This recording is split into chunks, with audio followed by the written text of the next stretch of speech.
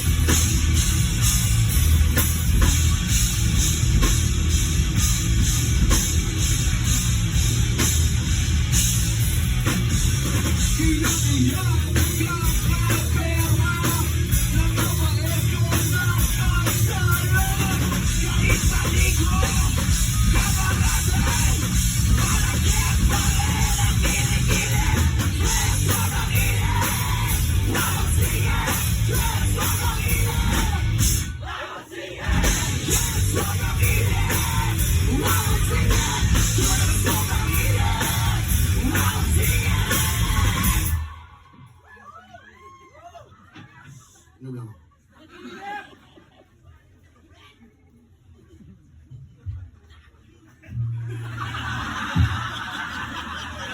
Invento ang Buddha.